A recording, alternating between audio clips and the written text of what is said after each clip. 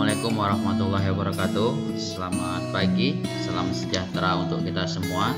Shalom, Om Swastiastu, Namo Buddhaya, salam kebajikan. Oke, untuk minggu ini kita masih akan mempelajari mengenai hubungan antara hukum administrasi negara dan hukum tata negara. Nah, sebagaimana yang telah saya sampaikan pada pertemuan sebelumnya, bahwasanya hukum administrasi negara dan hukum tata negara ini merupakan sebuah pembelajaran ataupun merupakan sebuah disiplin ilmu yang keduanya itu saling berkaitan. Nah, kalau dia berkaitan dengan hukum tata negara, ini berbicara mengenai distribusi kekuasaan negara. Sedangkan hukum administrasi negara adalah sebuah hukum yang mengenai pelaksanaan atau penggunaan daripada kekuasaan atau kewenangan tersebut. Maka sudah saya sampaikan pula pada pertemuan sebelumnya, di dalam hukum administrasi negara terdapat 3 bentuk wewenang, yaitu ada yang namanya atribusi, delegasi, dan juga mandat di dalam yang namanya hukum administrasi negara. Nah, bila kita berbicara tentang hukum administrasi negara dan hukum tata negara, maka kita dapat melihat bagaimanakah hubungan antara hukum administrasi negara dan hukum tata negara. Nah, kalau kita berbicara mengenai hubungan antara hukum administrasi negara dan juga hukum tata negara, maka hukum tata negara memiliki hubungan yang sangat erat dengan hukum administrasi negara. Nah, mengapa dikatakan seperti ini? Dikarenakan hukum administrasi negara merupakan tindak lanjut dari hukum tata negara, ya. Jadi dia ada penekanannya.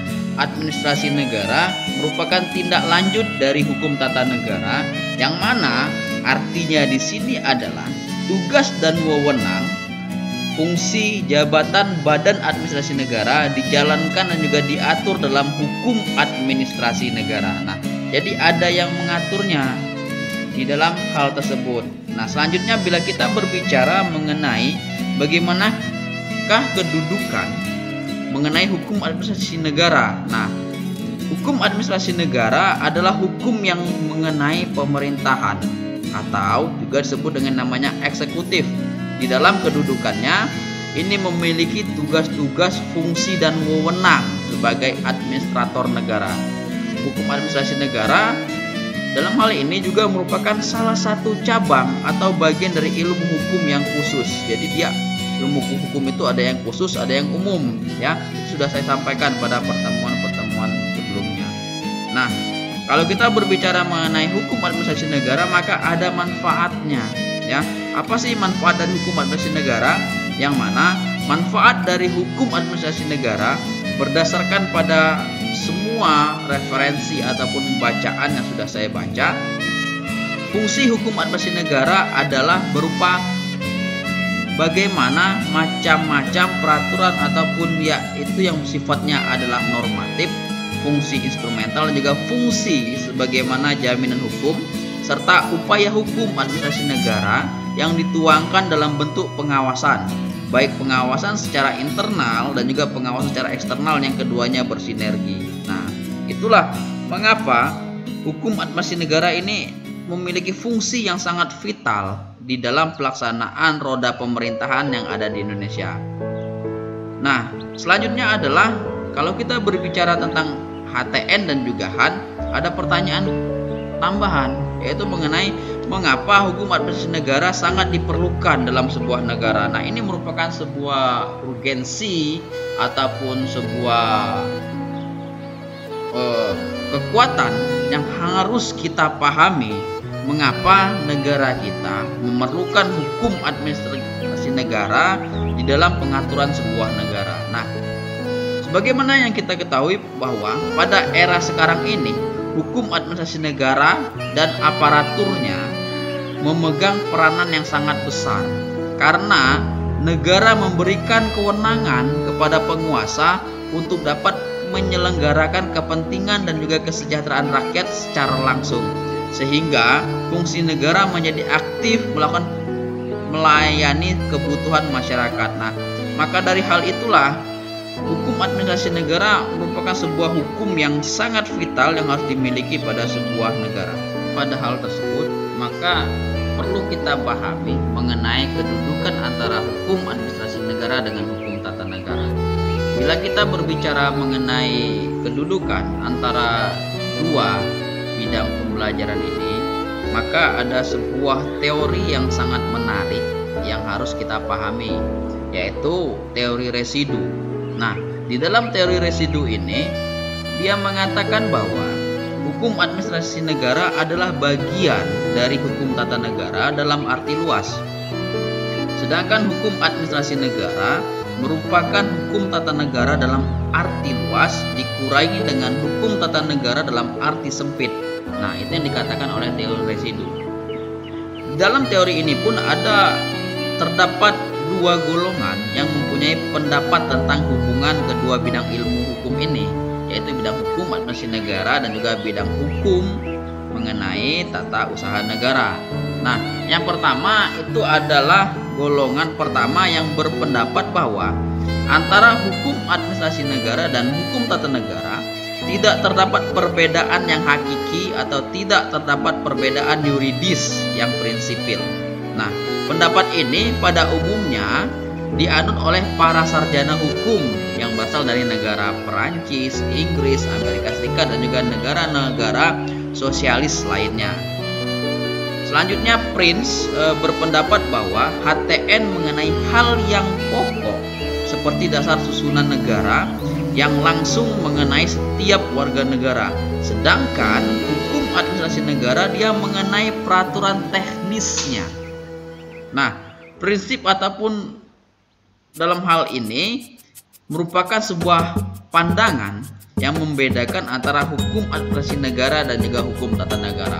Nah, dalam kaitannya ini di Indonesia pun menganut pendapat ini adalah prajudi. Ya, prajudi dia membuat pendapat pada tahun 1995 yang mana dia berpendapat bahwa tidak ada perbedaan-perbedaan yuridis ataupun prinsipil antara HAN dan juga HTN. Dikarenakan HTN diartikan sebagai hukum konstitusi negara secara keseluruhan yang menyoroti hukum dasar daripada negara secara keseluruhan. Sedangkan hukum administrasi negara menitik beratkan, ya. Jadi di sini ada menitik beratkan perhatian kita secara khas atau khusus kepada administrasi saja daripada negara. Jadi, administrasi merupakan salah satu bab yang terpenting dalam konstitusi negara, di samping legislasi dan juga yudikasi. Namun, pada intinya, prajudi beranggapan bahwa HAN sebagai suatu pengkhususan atau spesialisasi belaka dari salah satu bagian daripada HTN, yakni bagian hukum mengenai administrasi daripada negara. Nah, menurut prajudi pun beliau membedakan HAN dan HTN adalah yang pertama sebagai kesatuan objek studi dan juga yang kedua adalah sebagai metodologi pengkajian. Jadi ada dua pembagian yang menurut beliau itu sangat baik untuk dilaksanakan. Nah, itu tadi adalah golongan pertama.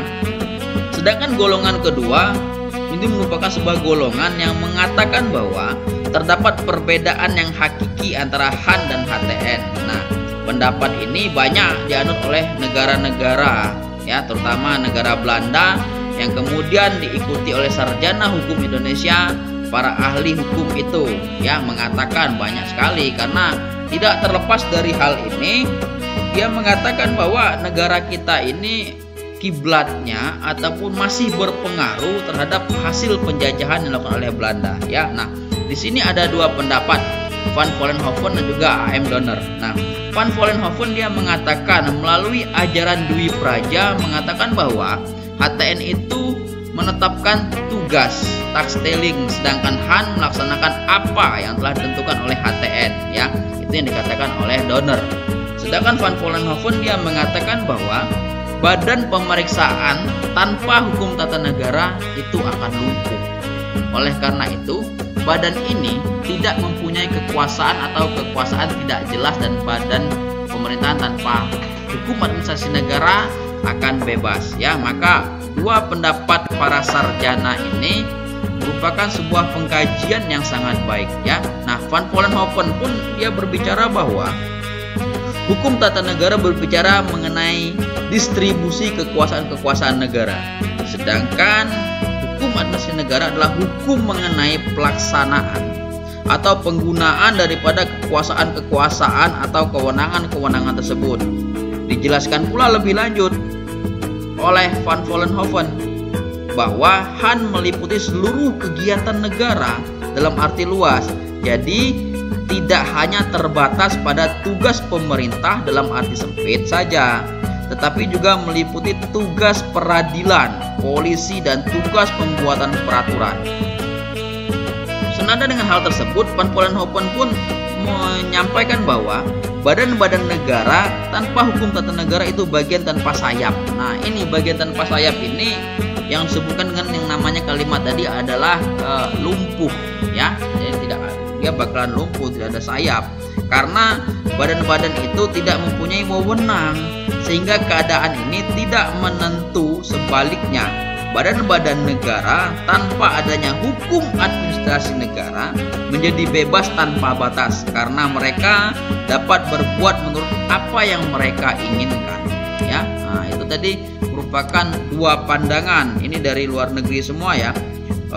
Selanjutnya mungkin kita sedikit menarik dari pendapat sarjana ataupun ahli yang berada di Indonesia. Nah, saya paparkan seperti yang dikatakan oleh Sri Sumantri. Menurut Sri Sumantri, hubungan hak hukum tata negara dan hukum administrasi negara adalah terdapat 3 hal. Yang pertama, HTN mempelajari negara dalam keadaan diam, Han mempelajari negara dalam keadaan bergerak. Nah, kalau HTN di bagian kedua, HTN dengan meminjam istilah kedokteran diibaratkan anatomi, maka Han diibaratkan dengan fisiologi atau ilmu faal. Dan yang ketiga, menurut Sri Sumantri adalah hukum tata negara berkenaan dengan pembuatan kebijakan. Jadi dia berbicara tentang pembuatan kebijakan. Sedangkan hukum administrasi negara dia sebagai pelaksana dari kebijakan yang telah dibuat oleh bagian hukum tata negara. Oke, baiklah, saya rasa cukup sekian penjelasan mengenai hubungan antara hukum administrasi negara dan hukum tata negara. Selamat berjumpa pada video-video berikutnya. Salam sehat untuk kita semua. Tetap patuhi protokol kesehatan. Saya Ri dengan wassalamualaikum warahmatullahi wabarakatuh.